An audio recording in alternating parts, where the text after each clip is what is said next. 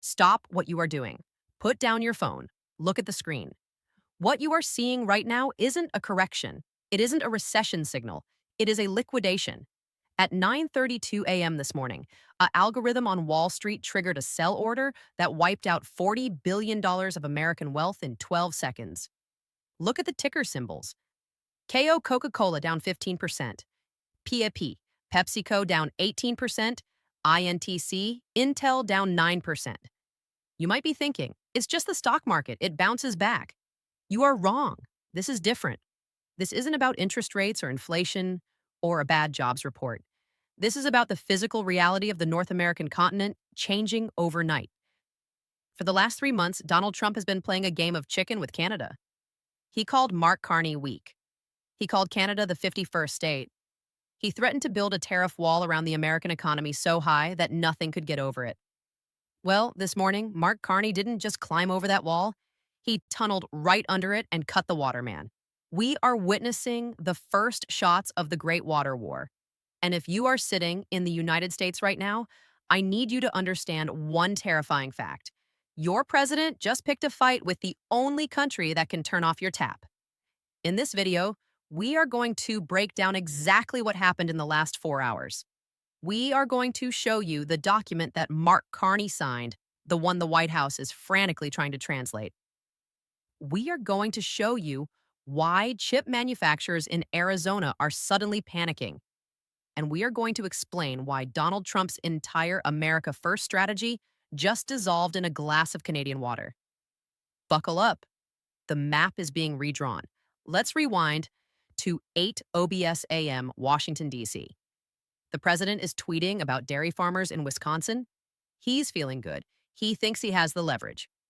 But 300 miles north in a quiet office in Ottawa, Mark Carney was initiating what insiders are now calling the Blue Shield Protocol.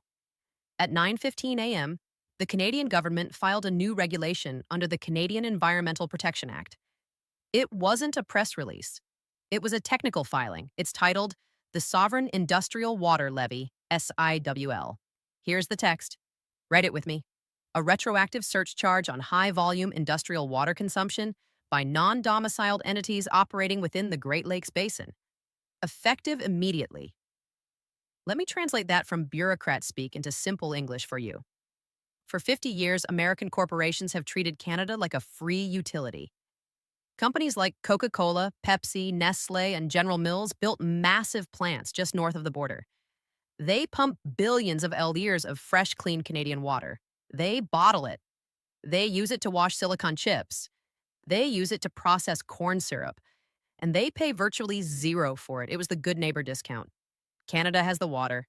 America provides the business. Trump broke that social contract when he slapped a 25% tariff on Canadian steel and aluminum last week. He effectively told Canada, we don't care about your economy. We are going to squeeze you. Carney just squeezed back. The new levy charges these American companies 0.055 per liter on industrial water usage. That sounds small, right? 5 cents. Do the math. A single bottling plant uses millions of liters a day. A semiconductor foundry uses even more. At 9:16 a.m., the CFO of Coca-Cola got a notification that his cost of goods sold just increased by 400%. At 9:17 a.m., the algorithms realized that Pepsi's profit margin for the entire fiscal year just vanished. At 9:30 a.m., the market opened and the selling began. This wasn't a negotiation tactic, this was an execution. Carney didn't threaten to do it. He didn't leak it to the press to get a reaction, he just did it. And that is why the White House is paralyzed.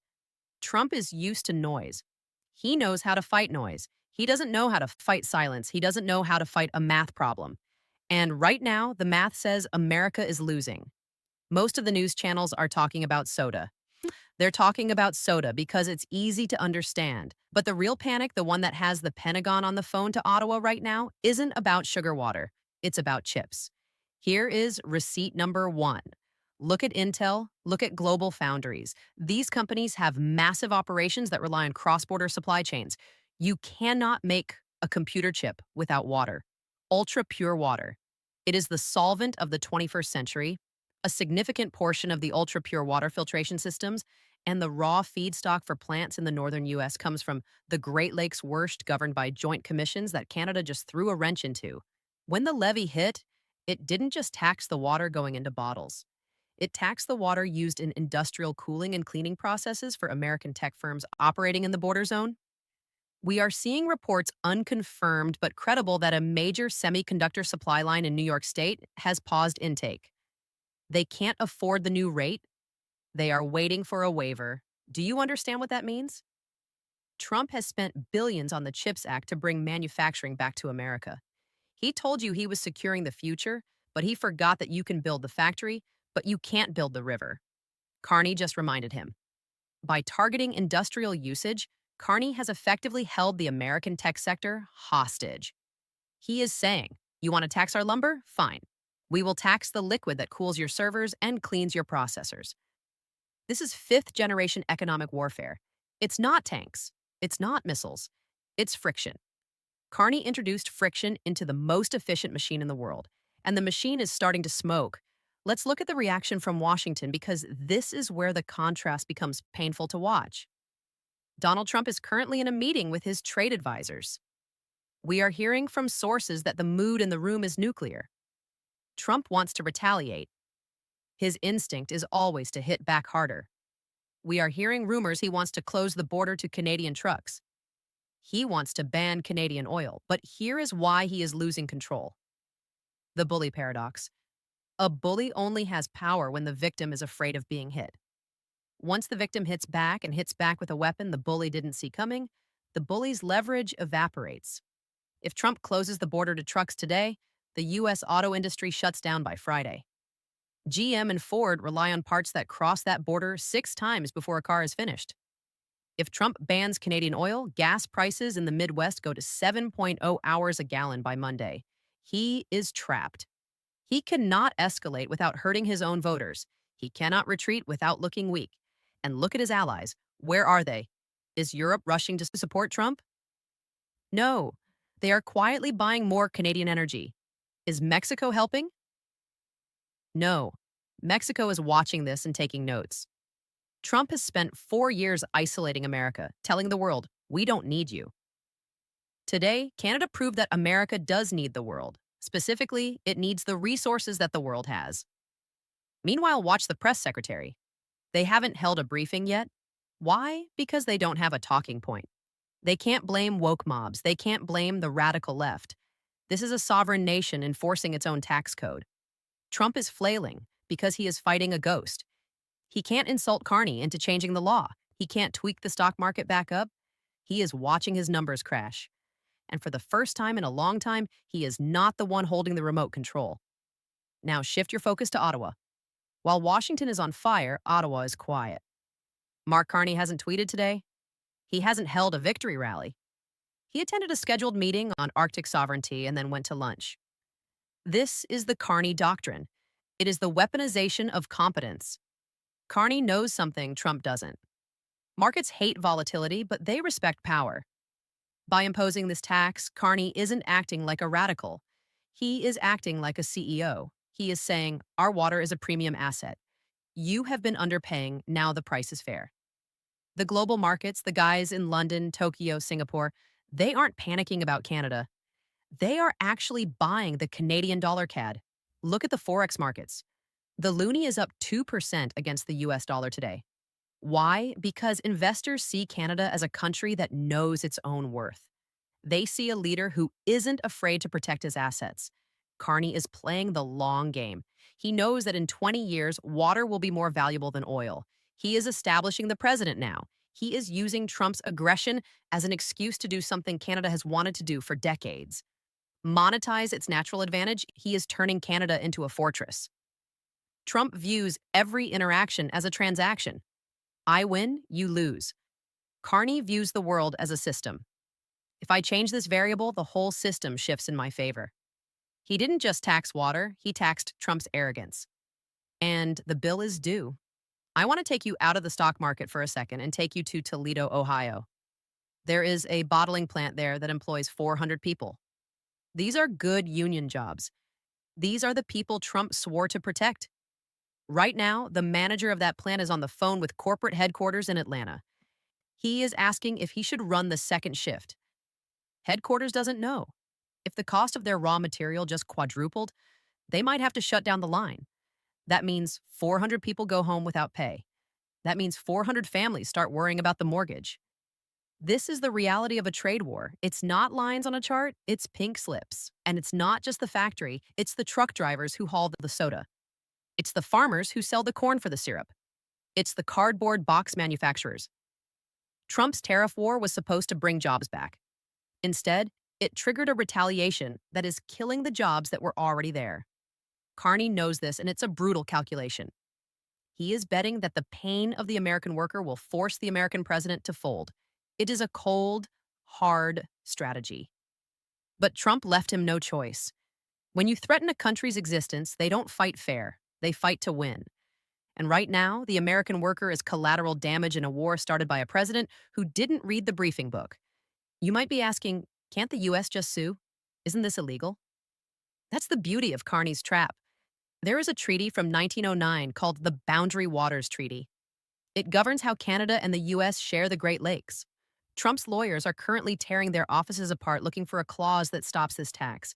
But here's the kicker. Trump has spent the last 3 years ignoring international treaties. He pulled out of climate accords. He ignored the WTO. He signaled to the world that treaties are for suckers. Carney is using Trump's own logic against him.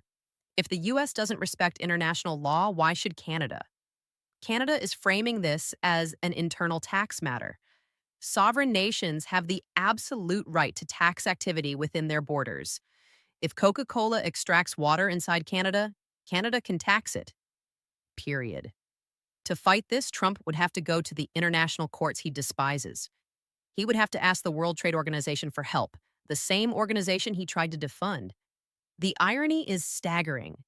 The America First president is going to have to go begging to globalist judges to save him from Canada.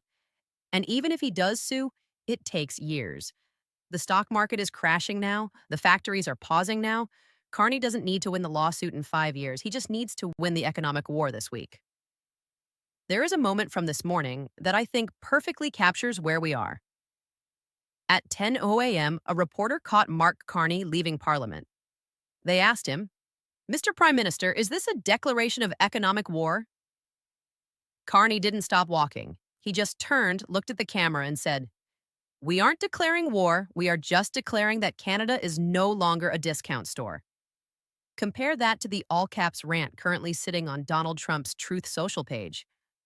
One man is in control. The other is screaming at the rain. We are entering the danger zone. The next 24 hours will decide the fate of the North American economy. Here are the 3 ways this plays out. Scenario 1, the corporate coup. The CEOs of the Fortune 500 call the White House. They tell Trump, "Fix this or we stop donating." Trump is forced to walk back his tariffs on Canada. He spins it as a great deal, but everyone knows he blinked. Canada drops the water tax. Stability returns. Scenario 2, the tantrum. Trump refuses to lose.